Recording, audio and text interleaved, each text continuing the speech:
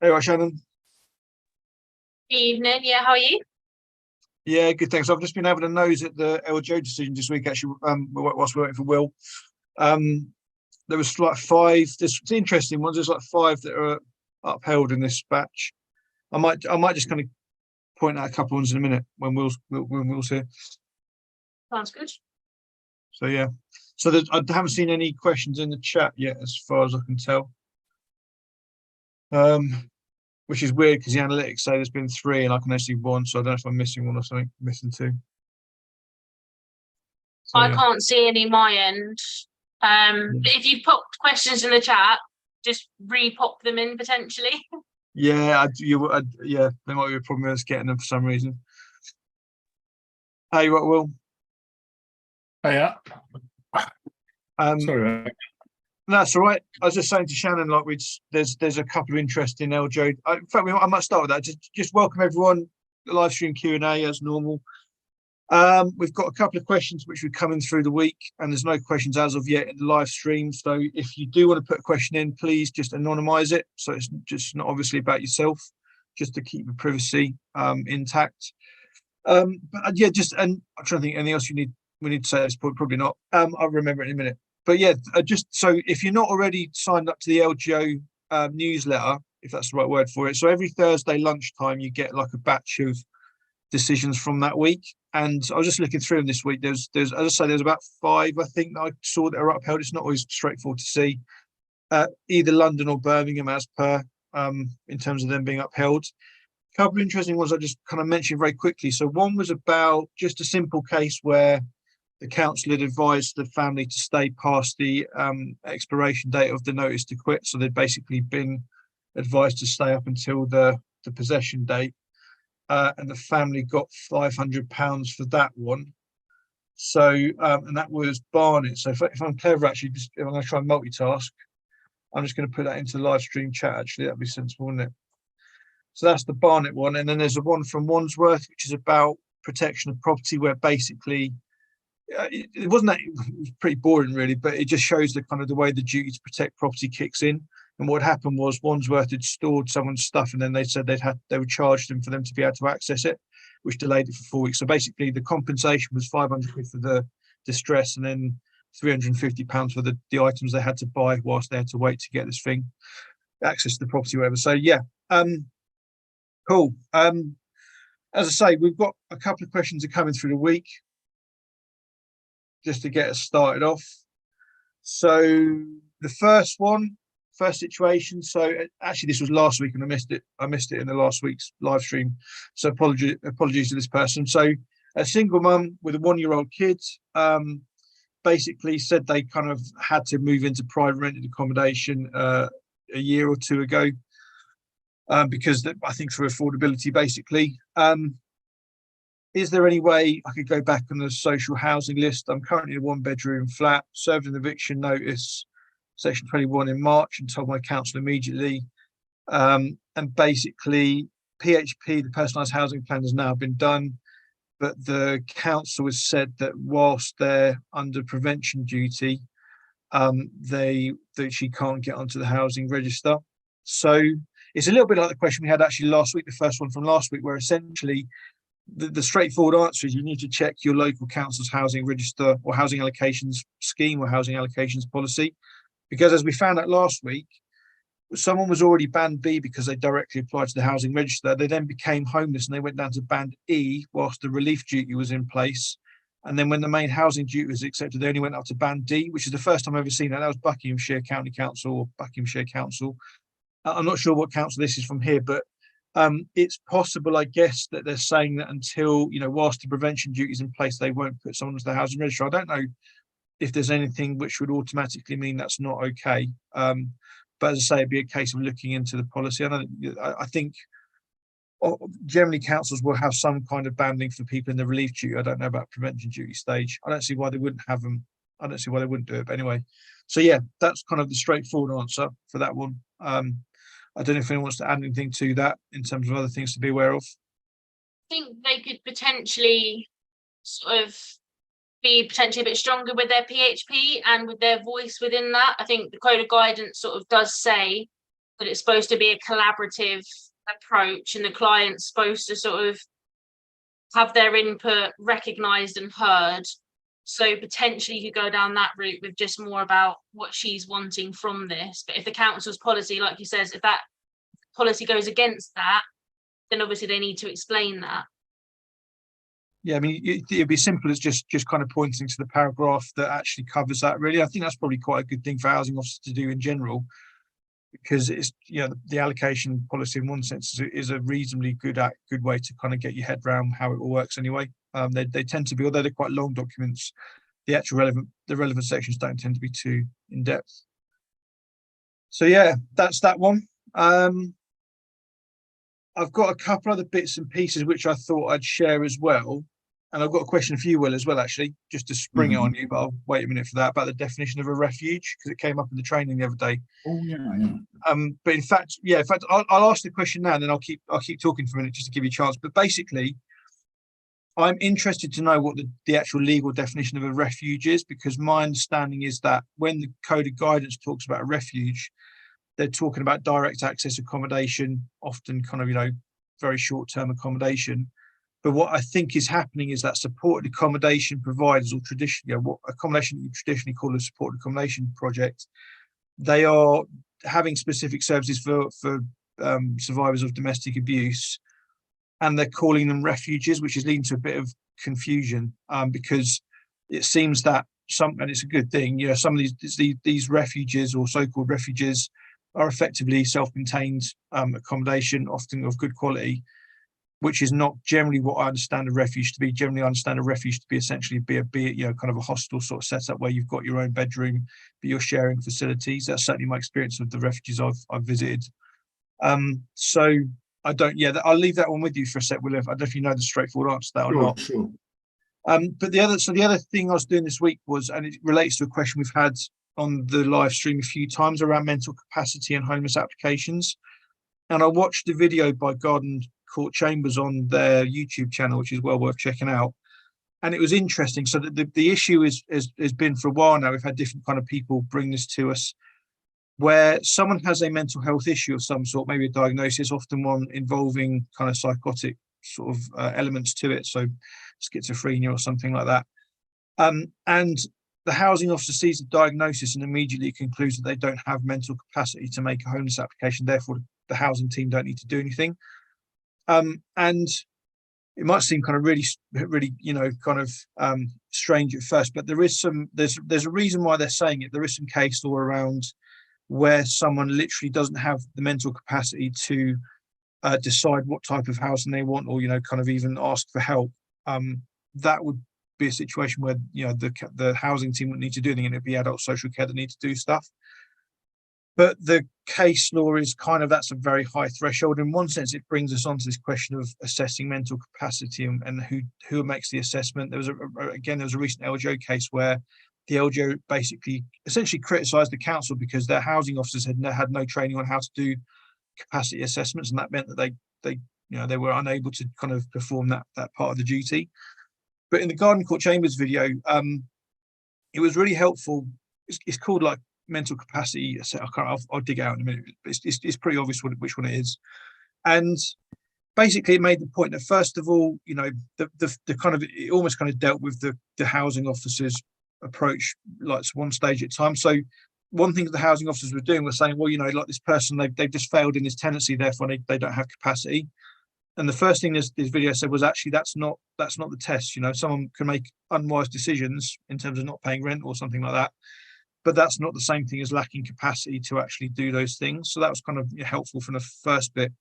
But it kind of went on to say that if a professional is going to say that someone doesn't have mental capacity to make a decision about something, i.e. make a homeless application, then they can't just stop and say, right, you know, that's our job done. They need to then work out how they're going to support that person to make that decision. So it might be that on the first, you know, the kind of the usual way of communicating with that person in terms of the, you know, the blurb that they get given when making a homeless application, that doesn't meet their needs.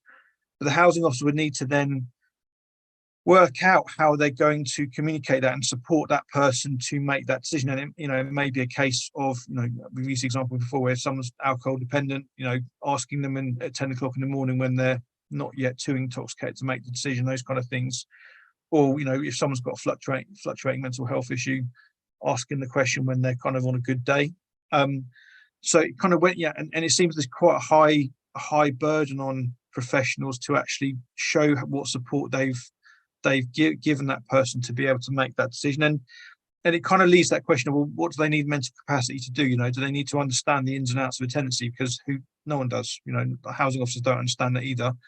And the answer is no. It's just that kind of simple thing, I think, about knowing that they want to be housed and get help, and, you know, understanding basic things like they need to pay for it. But again, that's kind of care and support needs. If that person's capacity is kind of fluctuating, that they could actually still get supported with, or get direct, you know, UC payments or whatever. So yeah, it was a useful video. I know it's been touched on before in these live streams, so I thought it's just well worth checking out. If you all, I know there are certain teams around the country that are dealing with councils that's their go-to kind of way of gatekeeping, is just to say, well, this person's got a mental health issue, so they can't make an application.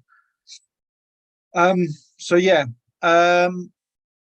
we've got a question coming. Will, do you want to? Have you got any info about that refuge question? I know it's a bit of a weird one. Yes. I don't know where you'd find it out.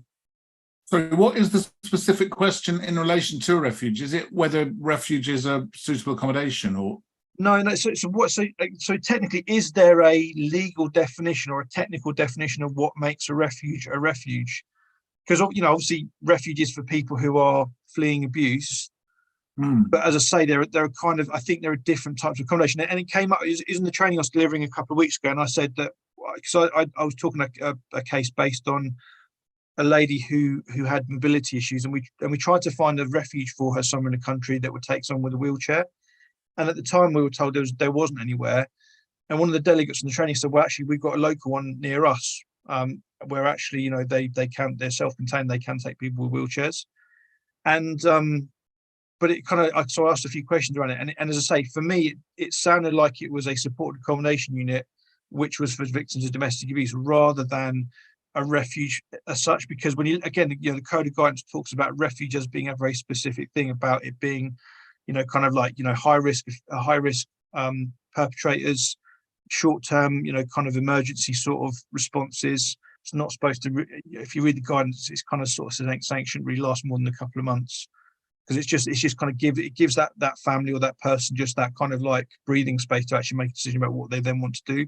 It's not something that should last 2 years or whatever. So that's the question really, is there somewhere which would actually define what the guidance means by refuge? It's right, yeah, it's fine. I mean, as I say, it's a bit of an obscure question, but I just thought I might throw that one at you. Yeah, well, I was stab at answering it. I don't think there is a legal definition of a refuge, because it's not something that's created by law or statute or something like accommodate. You know, well, not accommodation. I'm trying to think of something that's created by statute. Say intentional homelessness. You can say that is something that was created by the Housing Act, but a refuge is just something that has come to be associated with what we do. And it's sort of like you just know one when you see one.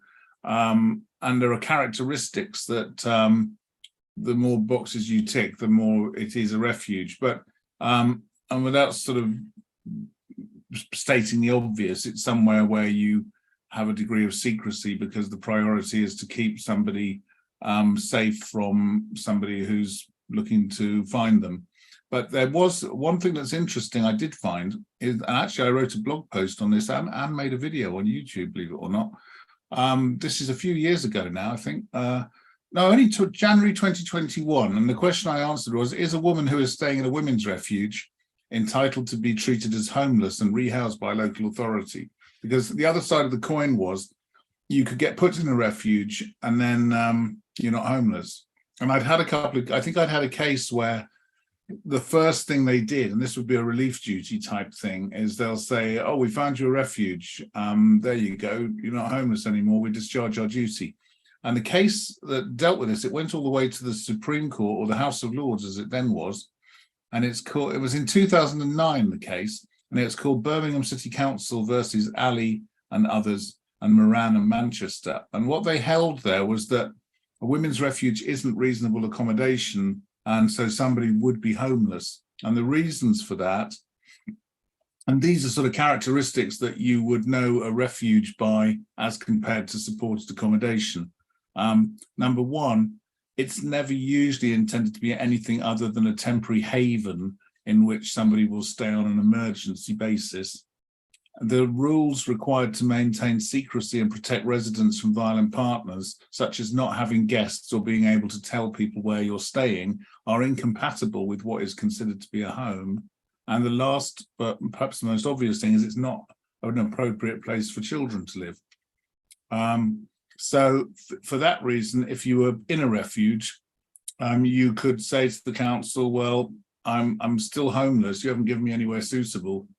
Because I personally think that the refuge, forgive me if you think I'm wrong, but the tendency of local authorities to use refuges is I sometimes think is a sort of bad faith operation, because if somebody, say, for instance, went from London to, I don't know, let's say Norfolk to get away from a partner, and it was an area where they don't normally have a local connection, and there's no reason why they should be in a refuge, unless the partner is sort of in the mafia or something. You know, I mean, it's a bit of a stereotype. Most, I mean, forgive me, I mean, I'm not an expert on domestic abuse and violence, but most violent partners are not sort of psychos that are coming after you with a sort of gang of detectives. They're people that if you can stay away from them and the area where they're likely to meet you, you probably won't have a problem. So I think if you look at this, you know, if you talk about it, kind of leads to a number of other questions. If you look at the official stats, so government stats are there's 2 million reports of domestic abuse every year. That doesn't say there's 2 million victims reporting it. There's 2 million cases. I think that's how that was worded, as in like incidents. So of them, many of those perpetrators will present a risk to them whilst that person's living in the home. But as you say, if they move away from home, even if it's in the same area, they, for all intents and purposes, they are safe, or certainly safe enough to kind of balance that with support needs and kind of support network and so on. There are certainly some perpetrators out there, and a significant number who are perfectly capable of driving the length of the country to find people. I can't say too much about it. I worked with one case like that where this perpetrator, he literally followed her everywhere, would break into the refuge, would kind of all sorts of stuff would go on. So I think, they are thankfully a minority, but they are they're significant enough. But I think the reason the question is important, as you say, is I would say that some of these accommodation projects that call themselves a refuge don't hit that. The person would not be homeless while staying there. They are just supported accommodation. They don't have staff on site. They're not particularly safe anyway.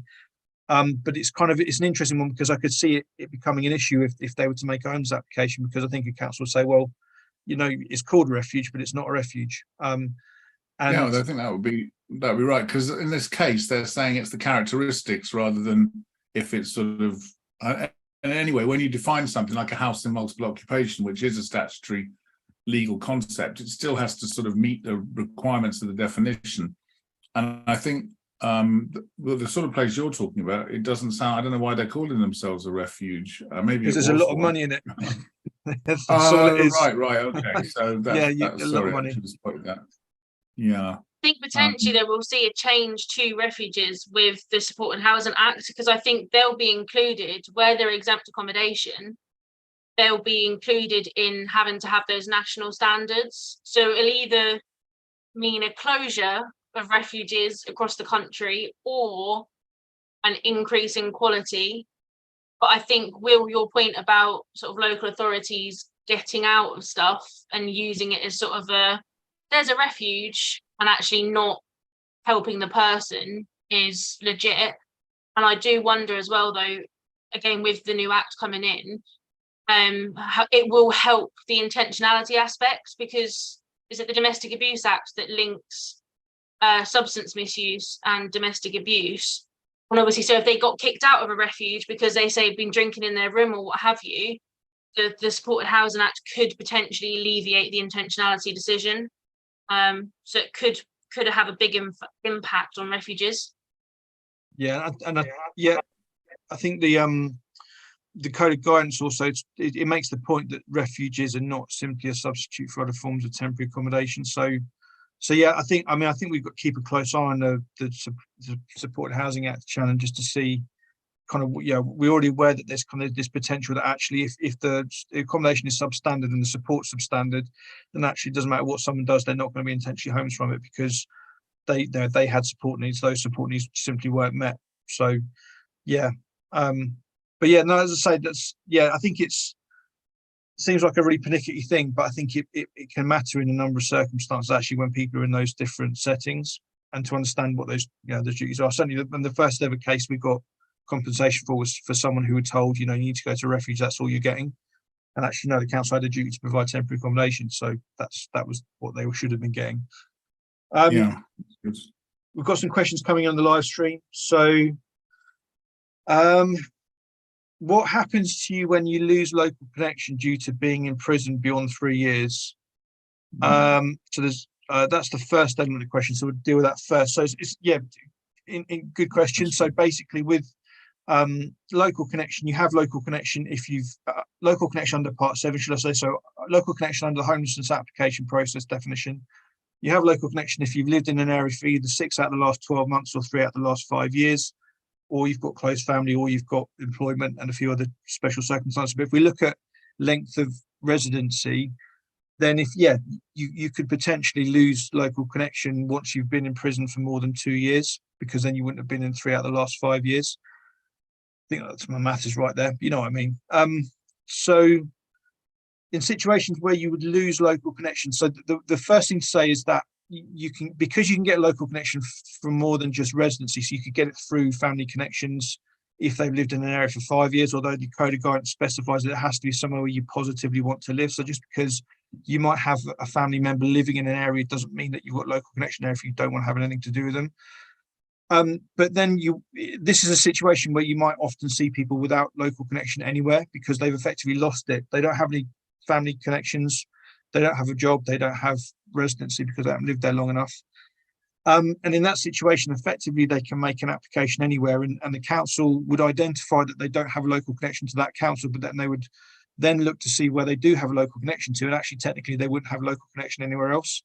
So, so legally speaking, the council should accept the application and then basically hang on to that person through the relief duty. And if there is a duty to provide temporary accommodation and so on, then that would all be that first council. What they're probably trying to do in reality is to try and tell that person, you were living in Bedford before you went to prison, therefore you need to go back to Bedford, which is fine if you want to go back to Bedford, but that's not necessarily going to be the case. And legally, the local connection definition is pretty straightforward, really. There's not a lot of leeway with it. So, yeah. Anyone else want to add anything to that? Or I'm just trying to think if there's any other kind of circumstances that might kind of come into play. Just thinking it through, isn't there a rule that says you don't get a local connection if you're in a place against your wishes or not through choice? Yeah. And I think that would mean prison, so that if you were in Wandsworth prison, you wouldn't acquire a local connection with Wandsworth. And that makes it interesting, because remember the thing with local connection, that I'm sorry I was focusing on this, so you may have said this, but local connection isn't so much about having to show you have a local connection with the borough you applied to. It's about showing you don't have a local connection with another borough. And so in theory, if you were in a prison for 3 years, you haven't got a local connection with anywhere, unless you could have family and friends, that one. But if you wanted to say, if you didn't have close family or friends somewhere, then you could say, well, I haven't actually lived anywhere for 3 out of the last 5 years other than in this prison. So it might be possible to challenge it on that basis. But so you could sort of lose connection with anywhere. And it's not that uncommon for people to have most people have a brother or sister or a father or mother somewhere, don't they? But if you don't, and you haven't worked or lived in an area, then you can apply anywhere you like. I'm trying to remember what there's a few paragraphs in the code. Oh, go on, Shannon. Whilst you talk, Shannon, I'll try and find it. Yeah, I was just going to say the only other, and I think it's quite niche, is say you had a prisoner with sort of really specialist support or you know, I don't know what that would look like even, but if you've got sort of a prisoner who is receiving a one-of-a-kind program or something that's in that area, then you could potentially argue local connection to that specific area. But again, I think that would be sort of a 1 in a million sort of case. Yeah, so yeah, because the code of guidance talks about special circumstances, but I mean, there's so the other kind of cases that would kind of be relevant here. So say, and again, there's some special stuff around kids in care who get moved around because they're in care. Again, they can they effectively lose that local connection. I'm just trying to find the paragraph numbers here. So, okay, yeah. So just sorry, go on.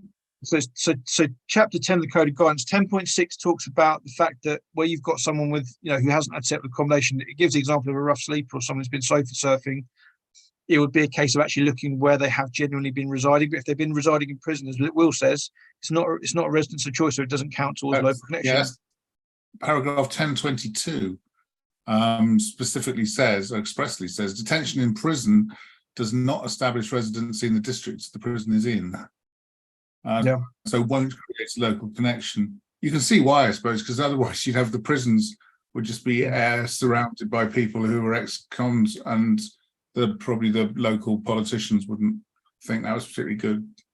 I've seen similar kind of arguments with rehabs, where basically you have people going through rehab successfully and they kind of end up staying there. But again, I think in that case they tend to be able to work the argument. But so just for the guys watching this, if you Google Homelessness Code of Guidance PDF, it just is the first thing that comes up. So 10.9 makes the point that your kind of connection through family is more about closeness of relationship rather than blood relation. And it kind of gives actually kind of says that a housing authority should not identify local connection through family associations with an area other than the one where the applicant positively wants to live. So you might have a mother or brother living in an area. If you don't want to be with them, if you don't want to be there, then the council can't say that you've got local connection there. So as Will says, it's more about showing that you don't have local connection somewhere else. So, sorry to go off on one. You also see people certainly I think these paragraphs in the Code of Guidance are relatively new, because certainly there was a time when people who were sleeping rough, who were going from town to town, they would just be able to approach any local council and there would be nowhere to refer them back to because there was no other connection. So yeah. But do you think then that, based on what you just spotted, if you've been in prison for 3 years and you want to apply somewhere, and they can't really refuse you because you haven't got a local connection with anywhere else, unless you want to have a local connection with anyone else? Yeah. Unless you've got family you want to be with, then you could say, well, I don't want to be there. I've something. And again, I think I'm just doing the maths on top of my head. So it's actually, you'd only need to be in prison 2 years to then lose, because then you wouldn't have lived somewhere for more than 3 out of the last 5 years. So if you've got a 2-year sentence, that's when you'd lose it. So that's the first part of the question. And the second one is about what happens? I'm sorry, And if a duty to refer is accepted whilst in prison, is it a prevention or relief duty? So that'd be prevention duty, so there's a bit more to it. As with most questions, there's more to it, isn't there?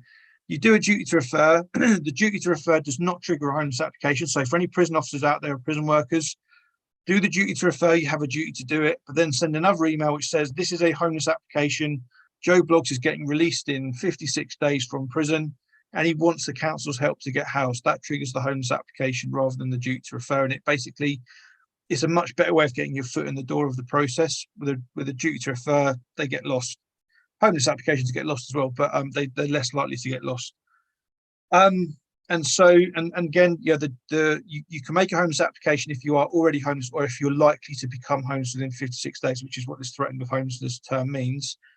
At that point, the prevention duty would kick in, assuming that it is within 56 days of your release date. And bearing in mind, release dates often, they kind of change at a last minute's notice anyway. So you get released 2 weeks earlier than you thought you were. On a Friday afternoon is the kind of one which I think they're trying to avoid these days. They've changed the law now, so you can't release prisoners on a Friday afternoon. Yeah, I bet they get released at 11:55 or whatever on a Friday. But so yeah, so the prevention duty is triggered. You know, I think an efficient counsel would then meet with that person, or do a video call at least with that person whilst they're still in prison, to actually do the personalised housing plan, the housing needs assessment and stuff like that. And I guess it's probably worth saying, so there's a whole chapter in the Code of Guidance about prison, being in prison. I think it's chapter 22 or 23 or something. And it also talks in a bit of depth about what would lead someone to be in priority need because of their time in prison. Again, it's a higher threshold than most, but certainly kind of case law would say either where you've got a single long prison sentence, or where you've got lots of short prison sentences, and that person is basically, their ability to manage their affairs has been impaired by that time in prison, then they would potentially be in priority need. However, having said that, as we know, the prison population is mostly people with pretty significant mental health issues, so you're probably going to be in priority need anyway, to be honest. So yeah. And then the follow-up question, what if they don't want to present at the authority where they have a connection to? So it would all be around this kind of, so the council, any council you go to would be trying to, even if they were following the law, they'd be trying to find somewhere where you have a local connection to, so that they can refer you back to that other local authority. So if you have a local, let's use Bedford Central Beds as an example, which is where I'm from. Bedford's got a prison. So say I was getting released from Bedford, but I was from Central Beds, but I wanted to stay in Bedford. I could approach Bedford Borough. They should accept the application. They should kind of put me in temporary accommodation if there's reasons to believe I might be in priority needs, assuming I'm a British national, and so on. Have recourse to public funds. But then if I had a local connection in Central Beds through residency because I'd lived there, and there was no good reason why I shouldn't go back there, then Bedford Borough Council would refer me to Central Beds Council, who would then continue that process. If there was any risk to me in that area, then Central Beds would be at liberty to decline that referral. There is stuff within the Code of Guidance in Chapter 17 about suitability of accommodation, which talks about people who want to break associations with negative association basis. So if they've had substance use issues, for example, and they want to have a bit of a clean break from all the people they know, then it does talk about it in the Code of Guidance, but it's not something the council has to do. They can do it if they're doing a good job. So again, Bedford, as an example, they have a reciprocal arrangement with Luton Borough Council. So if someone wants to leave the scene on Bedford, they'll swap with someone who wants to leave the scene in Luton. And that's kind of how they do that. But I would imagine not every council does that or kind of takes that seriously. So you'd have, hopefully that kind of answers that part of the question. And then how can a prisoner engage with a PHP? Any thoughts? So again, PHPs have to be collaborative, as Shannon said earlier.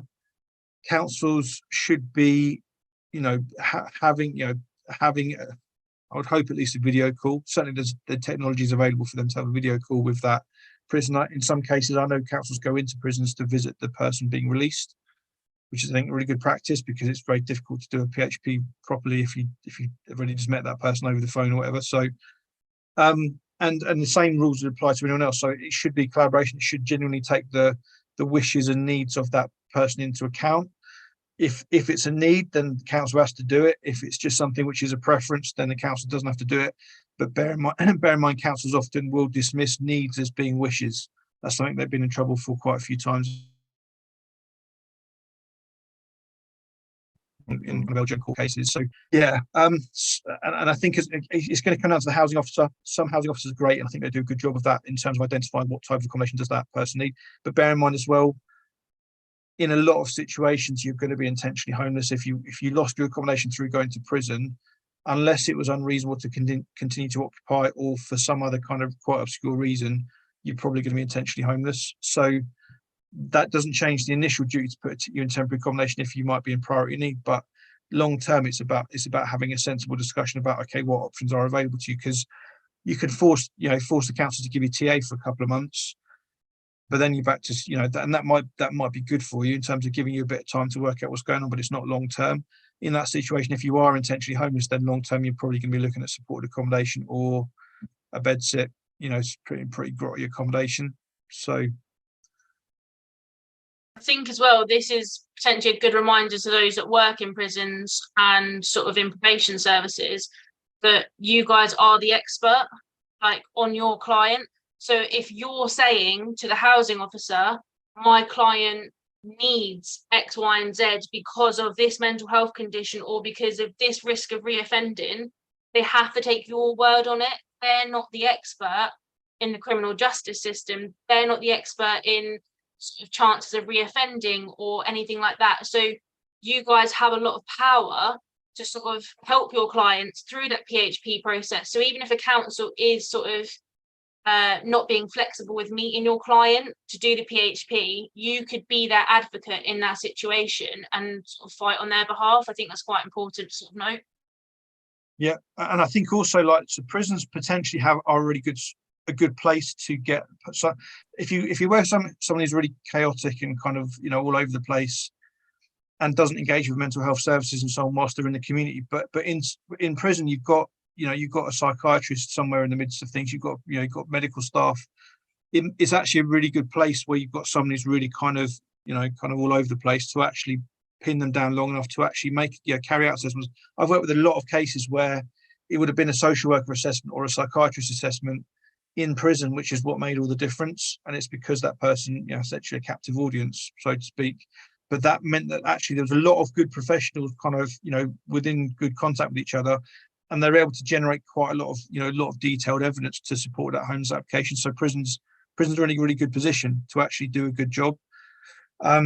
And as I say, whilst I did mention intentional homelessness earlier, it's not automatic. There are some exemptions, which would mean they're not intentionally homeless, even if they, committed a crime which led them to go into prison. So there's a lot of stuff in there which is kind of a lot of opportunities that prison workers would have to get people properly housed. Cool. Anything else on prison stuff, guys? Because there's a few other questions I just want to move on to if we're good. So another question here. So essentially, family sounds one of them's in their 80s, so almost, well, I'd imagine they're going to be in priority need through just old age, unless they're kind of exceptional person. So and essentially, so that court so saying they've got to leave their accommodation by the end of the month, and housing officer is ignoring emails and but basically not responding. I mean, this is unfortunately very, very common, and it's one of the most common things these days. The only way I know how to deal with it is straight away complaint to the chief exec, saying I'm in this situation. I've asked for a response. I haven't had one yet, and effectively be pretty impatient with the housing officer. And I know they've got high caseloads. That's not your fault. That's not the homeless person's fault. That's you've got a right to have a statutory service, and it's down to the housing officer to be kind of pushing the resource issues upstream themselves. It's not your job really. So if it was me, I'd be complaining straight away. That's my answer. But yeah, no one else want to add anything to that? Shannon, did you?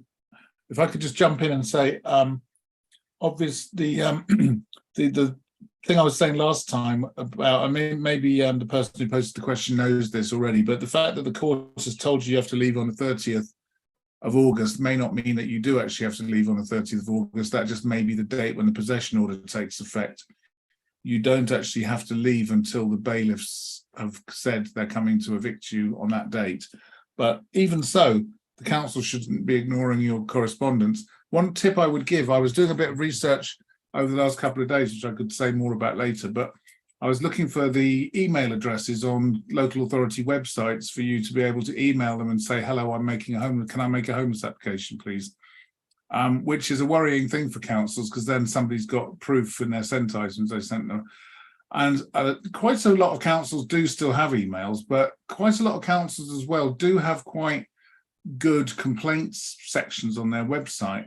So if you do a Google search for the name of the council and then complaints, you might find yourself in a website where you fill in a couple of boxes and somebody will say, we'll get back to you in 24 hours or maybe a bit longer. And it often does work. I mean, maybe I sound very naive saying that, but I've had cases where I'm not getting responses and I put in, actually, having said that, I've got a couple where they've been going on for weeks, and So, but I mean, it's something to do. I mean, the other thing is, if you can get legal advice, then a letter to the council threatening judicial review proceedings is likely to clear the logjam there. Yeah, cool. We there was something we put out on Facebook the other day. I put the legal aid desert map in the comments section. So basically just kind of showing the areas that doesn't have legal aid funding, legal services. So it is very much a postcode lottery for that stuff. But yeah, we'll say if you can get a solicitor, then awesome. And just to say on that question, the link I put in the live chat earlier about the, I want to say Barnet. Is it Barnet or Wandsworth now? It's Barnet. That LGO case was all about where the council basically asked someone, to basically remain there as long as possible. So as I say, it wasn't a spectacular case, but it's the LGO, that link gives you the LGO report, which explains lots of the law in layman's terms as to what you would want to know if you're in that situation. And as I say, they got 500 quid compensation for being advised. And the LGO's kind of recommendations were that all the council staff do training and remind them that actually they're not allowed to tell people to remain in a private tenancy up to the date where the court issues a warrant for possession. So yeah, that's LGO cases are great for that in terms of understanding the kind of the processes and how it all works. Cool. Another question. So someone served at Section 21. Good tenants. Daughter suffers from anxiety, and parent is in a good paying job, but we're getting refused viewings because of no DSS. So I guess that would suggest to me that the daughter's an adult daughter who is not in employment. I'm wondering that. So for that person, if you want to just kind of clarify that, if I've got the wrong end of the stick there. So essentially, you've got a household of two people, a parent and child, adult child. And I mean, yeah, unfortunately, private landlords can pick and choose, and no matter what the law says about, not discriminating against certain people, they still will. So even if they're not saying they were doing it, they probably will still be doing it. I guess in that situation, you would want it to make a homeless application already if you haven't already, because the homeless application process is your safety net as someone who's got recourse to public funds in the UK, whether British citizen or someone who's got settled status or whatever. That's your safety net. So in this situation, if you're worried about not being able to find somewhere, then your council has various duties to help you out. It's a fair play for you to try and find something yourself. That's awesome. That's going to give you as much choice as possible. But if you generally can't find something, then that's why you wanted to, you'd want to start the homeless application process already, because it gives you additional options. And also, that could involve social or private rented accommodation anyway. And they will know landlords as well who can potentially work with that. It's just maybe a good time to talk about the rent deposit schemes a little bit, because they're a bit of a mystery, and they're mysterious because councils want them to be mysterious because their relationship with landlords they want to protect. So if you ring a council up and say, have you got a list of landlords, they'll say no, and they do. They've got loads of landlords they work with all the time, but they all want to protect those relationships and those contacts, because they use those private landlords to help them out when they can. And in one sense, those private landlords, just to explain the kind of background, so the council want to keep the landlords on side, so they don't want to throw really kind of bad, they don't want to throw bad tenants at private landlords because they'll lose the landlord. Landlords get annoyed with them and stop using them. So for that reason, if you've got someone who's working and who can afford the rent and is a good tenant, then actually it is very much worth your while ringing up the council saying, look, I made a homeless application. I'm really actively looking for somewhere. Have you got anywhere or any kind of private rented accommodation available? That's the kind of situation where actually a housing officer might say, yeah, do you know what? We're going to push you through. We're going to put you on the top of the list for a rent deposit scheme tenancy. Now, they officially don't have lists because they're not allowed to, but they do. And so it's very much worth your while. I've known people who just literally politely ring up every day and say, it's me again. Have you got anywhere today?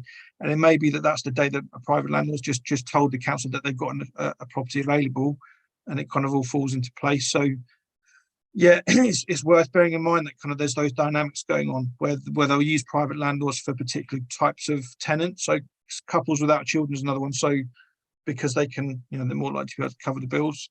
And also, as I say, kind of model tenant, on paper, people who look like a model tenant was more likely to get that type of accommodation.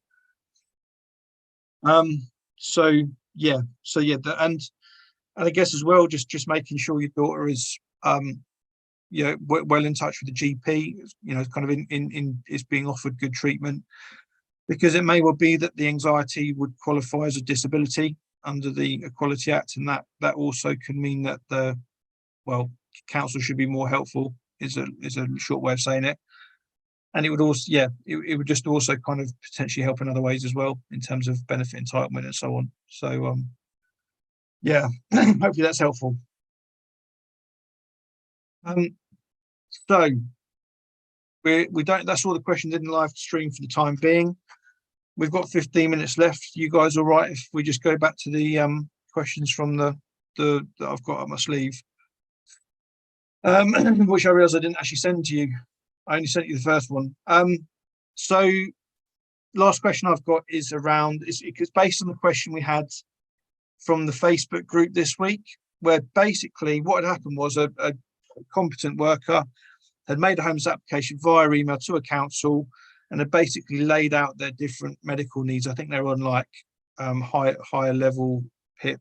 That's not the right word for it, but kind of, high level, the upper tier PIP or whatever, had various issues. And the council had refused. They basically said, well, we don't have reason to believe this person might be vulnerable, but we're going to put them in discretionary temporary accommodation. And the question was essentially what on earth is discretionary temporary accommodation and what's the council playing at?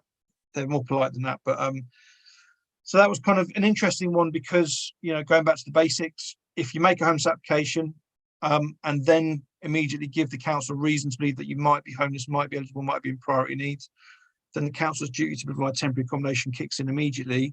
And actually the question was also about what constitutes an inquiry.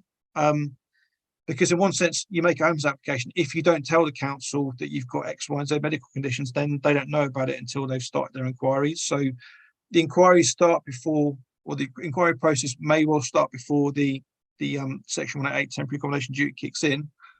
But if you've told the council in an email in detail what those conditions are, particularly when they're conditions which are likely to mean that person is vulnerable, then the council can't put you in discretionary temporary accommodation whilst they make some inquiries. That's just not the way it works, because by making those inquiries into someone's medical conditions, they are acknowledging that they have reason to believe that person might be vulnerable. Otherwise, they wouldn't be making those inquiries.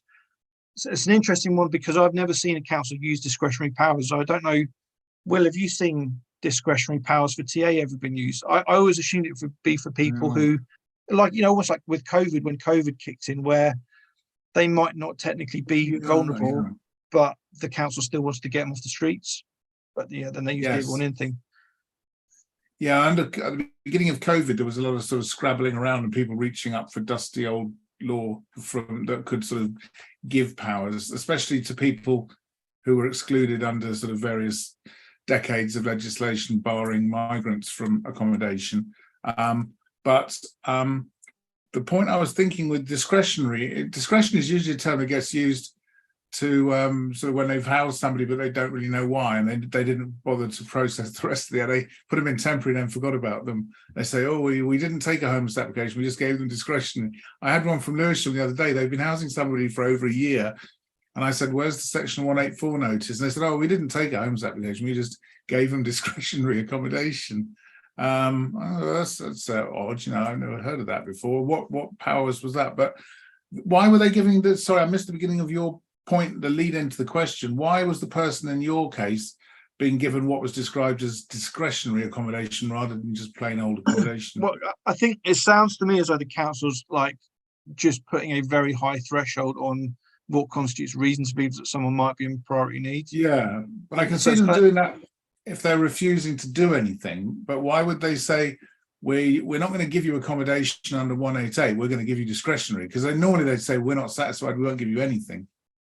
Yeah, so I don't know, and just thinking through the process, why doing it that way would help them out at all, because No, I don't, 'cause they still have doesn't, I don't. to give the person a couple of days notice or whatever to vacate the temporary accommodation. I imagine they can't just end it that day. Yeah, I mean, I suppose. Would Sorry, you were going to say something. Would it be, I hate that this is my sort of thought train, but would it be something just like they need to use a different pot of budget? So they can't spend from the homelessness sort of pot of money. So therefore they have to use this free budget, this discretionary, and it's a selling thing as well, isn't it? If we've chosen to give someone accommodation, even though we don't have to, look how amazing we are, rather than we've given someone accommodation because we have to, yay. I kind of wonder if it's a financial thing, and it still covers their back though, because they've not declined or gate kept, kind of. I mean, yeah. There may be some internal political reason for it. Yeah. I mean, this was kind of my thought process with whether, because I said as always, my advice is complain and go to the LGO. But basically, I was thinking, well, in this situation, the LGO might recommend compensation for the distress and uncertainty of being in discretionary TA rather than being in proper TA, although you still be pretty uncertain if you're in proper TA. But the council hadn't caused that person injustice because they'd still put a roof over their head. So there was no period where the person was without accommodation. So, yeah. But what suitability? I know nothing about whatever this term discretionary, temporary accommodation or what have you. I wonder if, because it's not official temporary accommodation, it's discretionary accommodation, does it mean that it can be even more unsuitable, it can be even more overcrowded, it can be unaffordable, it can be, like, what's it exempted from? Does that make sense? Yeah, I mean, you'd think if a council was being lawless, then they wouldn't care about that. But you're absolutely right. I mean, maybe I don't know. Maybe we'll never know. I mean, maybe they've run out of really good temporary accommodation, so to save them from having to hit the suitability, I don't know. I mean, I think in this case, I think the outcome was that they did kind of, the guy did just go back to them and say, what you're doing, and they did sort it out. But I don't know. As I say, there are potentially things that it could be, and it's, as you say, like internal politics is, and internal systems and funding streams and all that sort of thing, they do very much kind of, do kind of have an effect on things, even if we don't understand it. But certainly, as I say, I think if I was involved in that case, I'd want to have some more certainty. So that's why I'd be pushing forward a council to actually just accept the duty. And also, and this kind of goes on. So Shannon's recently been doing loads of FOIs, really interesting results. And she did a couple which she was talking about verification of rough sleepers, but she would, you can kind of give some more figures if you remember them exactly. But for both councils she got responses from, there was something in the region of 150 people who had approached as rough sleepers. But I think in one council, only 3 of them had been found in priority need, and the other one, 11, had been found in priority need, something like that. Was that something like that? And then just a massive discrepancy between also how many people had made a homelessness application, how many were verified as well. That was another where the numbers didn't match, but also all of these rough sleepers who have been verified as rough sleeping. And I think one was 3, one was 11, and I think another area was 6. Only that number was found to be in priority need when the amount of rough sleepers verified was well over 100. You think that can't add up? Very, very clear. Again, I think I've asked you about this one before, Will. So in the Welsh Code of Practice, it says people rough sleeping are likely to be in priority need. And as far as I know, the case law is the same. It still goes on HOTAC and Smith v Harringay and all that sort of thing. So in Welsh Code, they make the point that if you've got someone who's rough sleeping, they've probably got some pretty significant issues. That's meant they're not dealing with the consequence of homelessness very well. So the fact you're getting between 5 and 10% of people known to be rough sleeping to be found in priority need is kind of evidence that councils are misapplying that initial temporary accommodation duty, in my opinion. So with those FOIs, we're hoping to drill down a little bit and get some more detail on it. There's a bit of a flurry of questions on the comments. Okay, should we catch up? Okay, yeah, cool. Yeah. So Oh, it's true. Yeah, we've got sidetracked there. Okay, so yeah, so good question there. So I thought councils could provide accommodation outside the Homelessness Act, such as public safety. So yes, so I think the point is that they have discretion to do it all the time. They have the Housing Act gives the council the power to do certain things that they don't have to, but they could do if they want to. So when they say, "Oh, we couldn't possibly help you," they can. They just don't have the money for it. So yeah, and there might be other things as well. So COVID was a good example of that, although it did become a bit of a thing in itself with, with, I think there was particular legislation passed specifically for that, wasn't there? They had initiatives and things, but just to go back, because it answers to answer the question, I suppose that the corollary of the follow-on from this question is, if they do have a power, what's the law that says they have this sort of Public Safety Act type power? And at the beginning of COVID, people were looking for the actual legal chapter and verse to quote, because do you remember they got what's her name, who was in shelter, and she had a task force and everything to house people. I've forgotten. I know you mean. Yeah. She's on the news now, isn't she? Yeah. But I remember people were scratching their heads and couldn't come up with much. But if you think about it, if there is a public safety issue that means you need housing, you're probably homeless under Part 7 anyway. So it's quite broad, that. There's a question. Sorry, go on. Was just on that point. So with our local response in Bedford, the chief officer, I think basically what happened was he had to justify to his bosses why they were housing everyone, and he as you say, he had to try and find this like bit of the law which allowed him to actually house people in that situation, and obviously they could find it. But I think again with internal politics of it all, they had to show why what was the lawful basis for them doing it. So yeah, sorry, were you going to say something there? I remember I was talking to somebody who was in the housing management of Lewisham Council, and they were having lots of meetings at the beginning of COVID, and they were really annoyed with the government because the government had spent 10, 20 years making it impossible for them to house particularly people with less than 100% immigration status. And they said all the government needed to do was to pass a statutory instrument or something saying we're lifting that for now, no recourse doesn't count. But instead they were putting out these pronouncements about we're so proud of our local authorities for helping everybody, but they weren't actually giving them a legal mechanism to do it. So on the ground they were thinking, how do we do this in a way that we're just not just flagrantly ignoring the law? But I was going to come back to say that there's quite an interesting question I could have a shot at answering quickly if you want, about the young person with autism, etc., in hostel type accommodation. And the question is, what will the council try and do to get around the occupational therapist report? Have you come across that situation?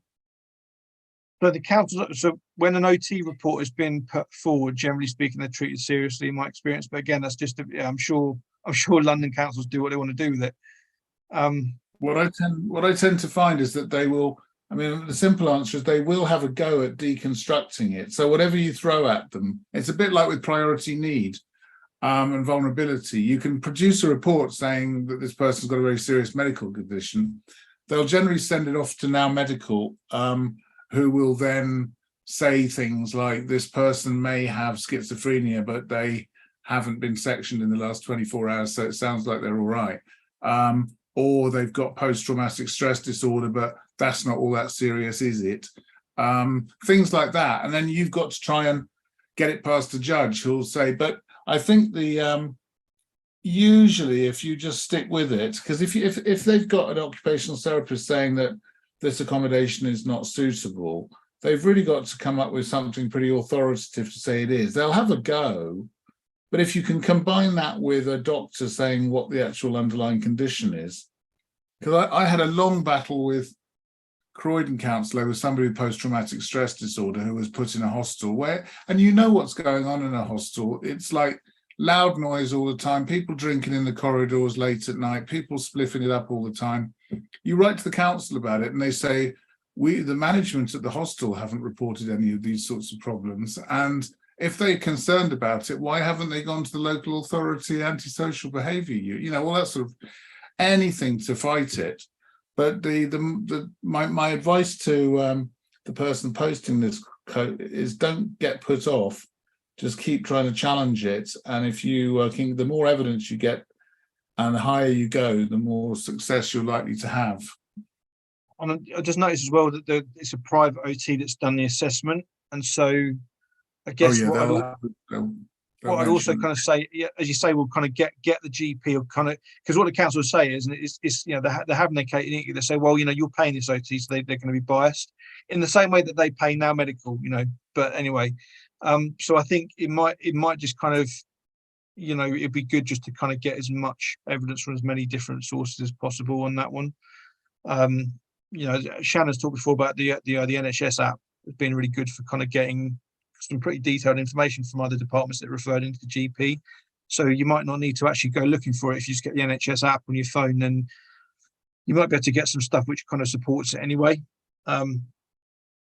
So yeah, I think, yeah, that in my experience, Will, like, that's definitely one to have a lawyer involved in if you can. Yeah, because that's as a layperson trying to argue that, it's you know, if you can't get a solicitor, then it might be as well you want to go and get, you know, go and talk to your local council. Should we explain, at the risk of being done for libel or something, who Now Medical are? Because maybe people listening or watching don't know that. Shall I just say it's a group of doctors who provide medical advice to councils. They're supposed to just provide all. If the council want to know what a medical condition is and what its relevance is, and they're not qualified, say somebody has to decide whether somebody with post-traumatic stress disorder should be in a hostel. They're not qualified to answer that. So they need to ask a doctor, what's the effect of post-traumatic stress? And the doctor should say, I'm a doctor, this is what my medical opinion is. But what they tend to use them for is they'll send information about the person and say, please, could you give us a report that says what we want you to say? And unfortunately, that tends to happen. I'm sure there are lots of cases where Now Medical say, oh yes, this person's definitely in priority need, but we just don't see those because they don't get challenged. So I may be being unfair, but it often looks as though they're bending over backwards to make comments about patients. But one thing I would add is that if that doesn't work, I've had councils which will actually then set lawyers onto it. So you go to court, and I had a case where we had some barrister going through somebody's medical records, which we had in front of the judge, and said, look at this bit where the guy says he's feeling anxious and depressed. It's just him telling the doctor hasn't examined him. He could go in there and say anything. So you can't take this seriously. And he said, well, the doctor did write this down. So they'll fight it every way they can. And so you have to get as clearly worded medical records as you can, saying that the doctor, it is my belief as a doctor that this person suffers. Doctors can be a bit vague, and they'll say, I got one today. He believes that he suffers from he believes that he suffers from this condition. You think, well, that's no good, because I could have written that report. I need you as a doctor to say whether you think he does. So you do need to pin them down, and doctors are often too busy doing medical stuff to write reports on this sort of stuff. So you have to pin them down. There's the same thing. Can I just say about the mental health support dog? Because that's another thing that's often, it comes in. Again, that'll turn on medical evidence, because if obviously if you go in there and say, I want my dog, and they'll say, no, you can't take your dog. This is the normal way the conversation goes. And you say, but it's a mental health support dog. And they'll say, we don't recognize that. Then you'd need to get, if you could get a letter from a doctor saying, yes, this person suffers from whatever condition and they need the dog for support, you'd be in a position to argue about suitability. That's my view. But again, it'll turn on medical evidence. I think as well, like when you're getting that medical evidence, to kind of put, like, you know, labour the point with a doctor or whoever's responding to say, you know, does this person's issue constitute a disability? Because again, like councils then have to deal with that, you know, very differently. So you know, and it's just anxiety, or, you know, pretty much any condition can be a disability. You know, it just has to be like substantial, you know, kind of issue for a long period of time. There's more to it than that, but there's not much more to it.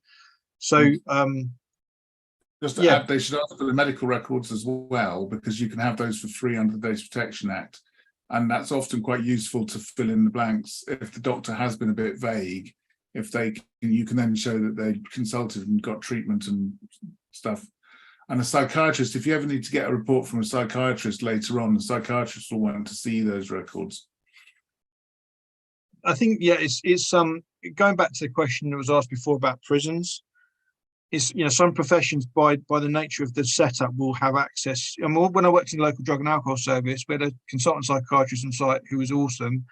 He knew the patients and was able to give a lot of detail. And because we could kind of link up with social work and kind of us as professionals, we could kind of be that link up to get a huge amount of information.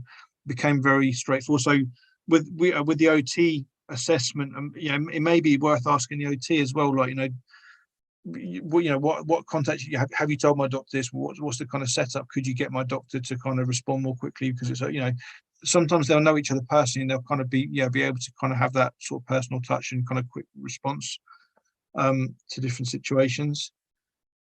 Can I add something as well, Mike? I'm sorry if I'm dragging it out, but I'm really pleased. I think I may have mentioned this before, but the National Health Service, or the GP wing of the National Health Service, seem to have recognised the enormous amount of questions they get asked about housing issues and related sort of social, non-medical things. So they get people coming in saying, can I have a letter for this? Can I have a letter for that? And obviously doctors get fed up with doing that because that's not what they think that, well, quite right, and it's not their job. But they've got these new things called social prescribers. Have you come across this? Yeah, they're not new in Bedford. They've been around a long time. Sorry, they've been going for ages. But they're new. Sorry, it's like there's this new band called the Arctic Monkeys. I just said. But the social, I've just come across them, but I haven't actually spoken to. But I got a letter from somebody, a social prescriber at a surgery, saying, "Can you tell me about the case and what can I do to help?" And I thought, wow, that's fantastic. Their remit is we have a chat. It's quite, they've got quite a liberal remit in terms of they can go off and do some really good stuff. So and obviously they got direct access to doctors. So one of the things you could say is, well, look, this doctor hasn't replied yet. Could you go and and tap on the shoulder? Yeah. How are we doing? Have we covered everything? All the questions. Just going back to just something you said about Now Medical as well, Will, whilst we're there.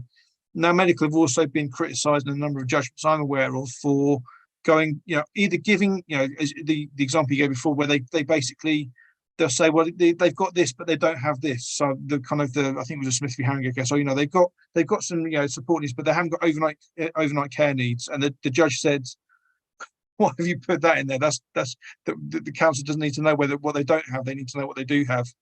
And so they kind of had this kind of moving the goalpost technique where they kind of say, well, yeah, this person's got PTSD and this, but they haven't got this over here.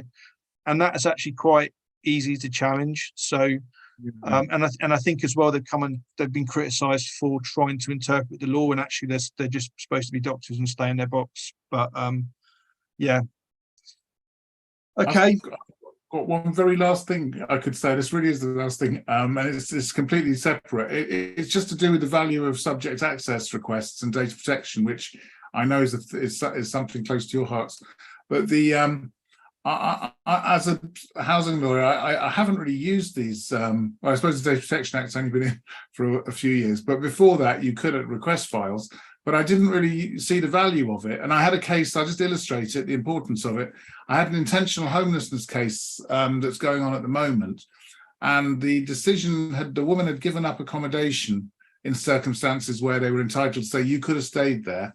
And she said, in the course of the interview with the the housing officer, she said, well, I had problems with I had problems with my ex there. And the signs are there that there's a domestic abuse situation going on, and that they put a decision out saying, well, there isn't any evidence of domestic violence or whatever. And she'd said I'd had to talk to my social worker about it, and the police had been around. And so I did a subject access request, the police records, and the Children's Services Department, and I got and they came in, I mean, it took about a month, but I got the children assessment reports for the relevant period, and they showed a whole load of evidence that there had been abuse going on, and Children's Services had been worried about it, and the police were able to show that they'd been called out and had intervened in issues. So I don't want to tempt fate, but if I was a gambling man, I would put a lot of money on us succeeding on that review in a situation where we wouldn't have done if we hadn't got that subject access request in. So if I was in, I would also To- suggest to the individual that they should complain about it now, as well as you kind of doing the the review and getting it overturned. But because it's again, there are times where you can complain about something, it won't be upheld, but it still does some good. So this is one example, because the LJ won't tell councils what inquiries they should and shouldn't have made. So, same with judges, as far as I know. They basically say, unless it was blindingly obvious, which in this case it almost sounds like it is, but unless it's kind of so obvious that no reasonable officer could miss this one, then they won't step in. But actually, if you were to complain about the fact that there was all this information available, had they made some basic inquiries with the police and with social services, as in the council, and you complain about that, and as I say, now that what the council will probably come back is either say, well, it's not, it's not for you to tell us who we should and shouldn't talk to. Okay, fine. Or they might come back and say, essentially like, this isn't, this has all been held, it has been dealt with under review, so we can't comment on it because it's an ongoing complaint, whatever, that's kind of say either of those two things. However, that housing officer who's missed that stuff is going to get a word from their senior, who's probably going to say, this is a bit of a blinder you've missed here. Why didn't you make inquiries of the police and the children's services, who's probably on the next floor down or something? Why don't you go and talk to them? And it may be you just kind of improve that practice a little bit, which isn't the worst thing ever. As I say, it's one of those ones which I don't think you'd get compensation for probably, but I would still want to make a complaint in that situation, because the council's supposed to make robust inquiries. So yeah. Especially with domestic abuse, because people don't some people do wear it on their sleeve, but most people don't and they don't particularly feel comfortable talking about it. And so you need to sort of sympathetically ask them. But if really the game you're playing is just looking for an excuse to reject their application, then you take advantage of that and say, I didn't really hear that. I don't think I heard you mention domestic abuse. Yeah. Well, yeah, because lots of people will report domestic abuse without using the term domestic abuse. Yeah. Or as you say, like they're an open plan customer service centre. They don't feel like saying anything right there and then, because it's not private space. And then the housing officer say, well, you never told us. Well, you never gave me opportunity to. Well, you never asked me or whatever. So yeah. Okay. I feel like we've answered all the questions, I think. Thanks very much for the questions, guys, coming in. And to the regulars, thanks for coming back. We'll be back next week, I'm assuming. Shannon and Will, yeah? Cool. Same time, same place. Hope you guys found this helpful. If in this coming week, if you put questions into the comment section of YouTube, I'll pick up on them and hopefully we'll answer them. In next week's one, kind of as the initial questions. So yeah, have a good week, guys. So Will and Shannon, hang around a second. I was going to go offline, but there's a few bits I want to just kind of